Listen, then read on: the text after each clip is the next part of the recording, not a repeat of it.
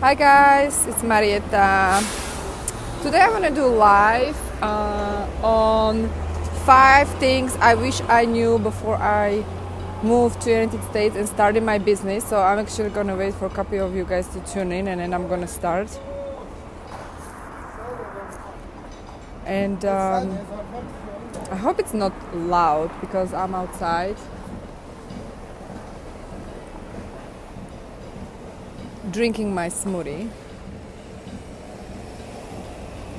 So let's wait for a couple of you guys to tune in and I'm going to talk about today 5 things I wish I knew before I started my company and moved to United States. So let's just wait for a couple of you guys to tune in. Welcome guys. Let me know who is there. Say hi. I hope it's not loud and you can hear me well. Let me know if you can hear me well. I see some people there, but nobody's introducing, nobody's saying hi. Hi. Awesome. Nice to see you guys. Well, let's just start because I don't want to waste your time. I don't want to waste my time. And if you are watching replay, you can leave a comment even though you watch later. So let's talk about 5 things I wish I knew before I moved to United States and started my business. First thing, very important, is that I wish I knew that I can actually start the business on my own, because when I started, I actually had a business partner and that was a bad choice, to be honest, because I started with him back in 2010 because I didn't actually trust in myself. I didn't believe I can pull it off. And to be honest, because there were huge differences between us, it was slowing my progress, it was slowing me down. And only after I got out of that business and I completely started from scratch in 2015 under my own name, my own company, that's actually when I became successful. So if you are someone who is just starting out, if you are aspiring entrepreneur who is just starting out and you are actually not sure if you can pull it off, you are not sure if you can make this happen, heck, you can make this happen. By the way, hi from Santa Monica. So do trust yourself, never doubt yourself, because you can totally pull this off. You can totally be successful, even if you are just by yourself, even if you are just starting out, even if you have no idea how to make this happen, you can totally pull this off, okay? So that is something that I wish I knew back when I started. Second thing I wish I knew when I started is that I wish I knew that I don't need to go to school in the United States to start and run business in the United States. Because I went to school, I applied to law school after I was already law school graduate, and that was very expensive school. It took me a long time to reconcile my debt, and also after I graduated one of the best law schools in the country, I realized, guess what? I actually want to run my own business, and nobody taught me how to run a business because that was obviously law school. So it was almost kind of waste of time. I mean, it was a waste of time in a way, but it was on the other hand, because in order to practice law here, I had to go to law school. But if you're an entrepreneur, obviously you don't want to be a lawyer, you don't need to go to a law school, you don't need to actually go to school, any school, you don't need to graduate university in the United States to be on the same path that I am right now. In order to start a company, you don't need to go to school in the United States. Does it make sense? Watching from Kenya. Hi guys, I see you now. Santa Isaac, Loy, Maurice. I have a visa 5 years last year. Will end. How can I make a business visa? Yeah, I'll get to it. But basically there is a link about this video. You can click on the link, ImmigrationBiz.com/case study, where I step by step talk about how you can get the visa, especially the entrepreneur visa. If that is something that you want. If you want to run a business, you need an entrepreneur visa. So what I mean, you don't need to go to school, you don't need to graduate university in order to actually be successful in the United States. That is something I didn't know. So I went to school, I paid a lot of money. It took me years and energy to make that happen, to graduate and then obviously to become licensed attorney. So if you are, unless you are a member of profession, unless you want to be a member of profession in the United States, like a doctor or CPA or a lawyer, you don't need to go to school. You don't need to become a member of profession. You can start business without any US degree, period. So that's the second thing. The third thing I wish I knew is that I don't have to look for damn sponsor in the United States. Nobody told me that, and I was wasting my time. 1 year I was looking for H-1B visa sponsor. How many of you guys are familiar with H-1B visa? Type yes if you are familiar, because you don't have to do that. You can totally live on your own, and you can have a control over your life and business in the United States, and that is actually what I do for people, and that's why I focus on E2 visa and L visas as an alternative if you don't qualify for E2, because you don't have to waste your time with looking for a sponsor, H-1B visa sponsor. It's complete waste of time. Actually, I've been there, done that myself. After I graduated and passed the bar, became licensed attorney, I was looking for a sponsor. And I actually found a guy who was willing to sponsor me. And then after I sent the application and I got the request for additional evidence, this guy basically vanished. I couldn't supply the request for additional evidence, and based on that, my application was abandoned. And then I had to figure out the way how I can stay in the United States legally, and that's how I made it happen, because I started my own company, and the later I became investor, etc. So really, you don't have to waste time. You don't have to go to school, number one. You don't have to look for a sponsor if you want to be entrepreneur, obviously. I'm talking the path of entrepreneur.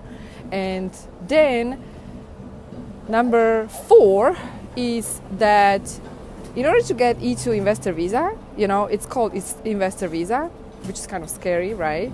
Scary name, especially if you don't have funds, especially if you're that broke.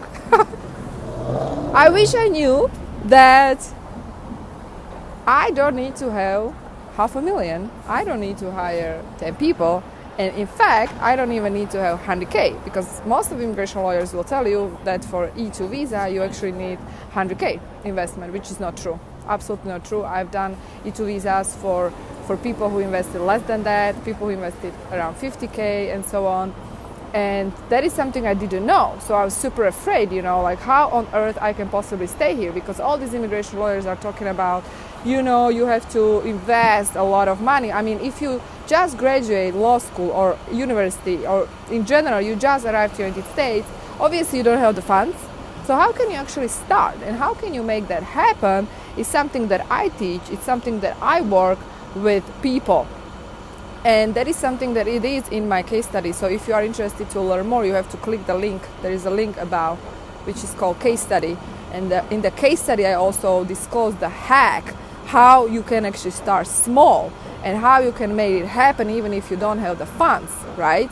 That's important. Like I started literally with $700 when I arrived to the United States, and later on I went to school, I got a loan, right? And I was in debt. And when I started my company, I was completely in debt.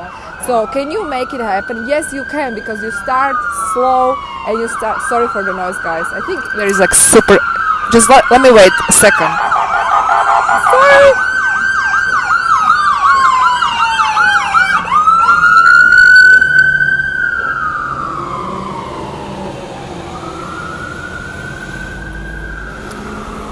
I'm kind of addicted to green smoothies, so every day I drink green smoothie. So, okay, so yeah, so as I was saying, when you're starting out, you don't know like how to make it happen, you don't have the funds. So basically you start small, you start scaling the business slowly, and then the money you make, you reinvest back, etc. So yeah, there are things you can do. And these things I do for my clients. I work with my clients to create the best strategy for them, even if they are not rich, even if they are not, financially well off, even if you don't have 100K investment. These are things you can do, especially if you want. So you have to have the willingness and desire. If you don't have the desire, obviously you're not going to make it happen. But obviously I'm the living proof of someone who just had the desire. I didn't really have money. I didn't have funds when I started. And then later on you can build the business, and later you can either apply for EB2 green card or EB5. Or these are like the most frequent types of green cards you could go for. Most, even EB2 is I mean, in some cases it might be even EB5. But you don't have to start with, a lot. You don't have 100K, that's fine. And the last thing I wish I knew is that there are actually people like you who can help you, because nobody helped me. Like, I had to go to school, I had to study everything on my own, and I mean, I was going to consult with lawyers, but every time I did, like, all these lawyers, these immigration lawyers, told me that, oh, you need 100K investment, 150K investment.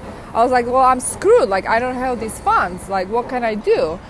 So, you know, I didn't know there are actually people who can help me, and that's why I started my own company, to help people to get out of the vicious cycle and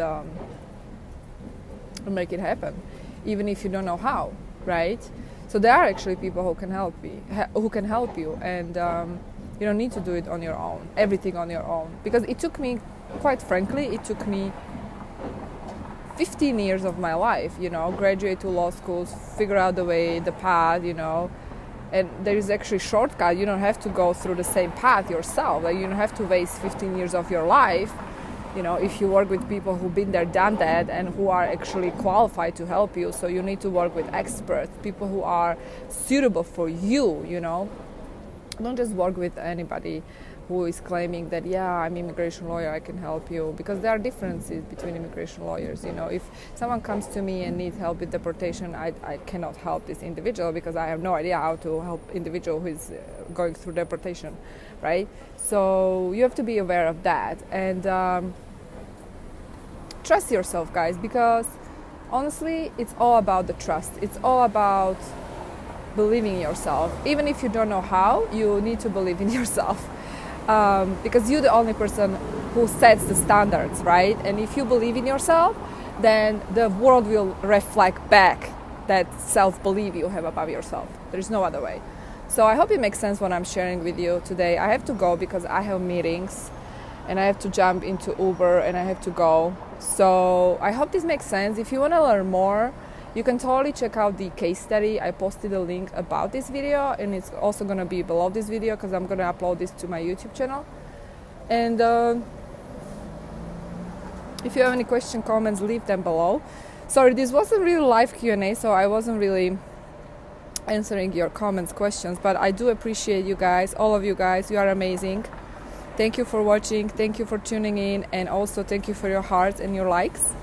Stay tuned for upcoming lives. I'm gonna definitely do more, probably next week. Have a wonderful end of the day. Have a wonderful weekend, and cheers with my green smoothie.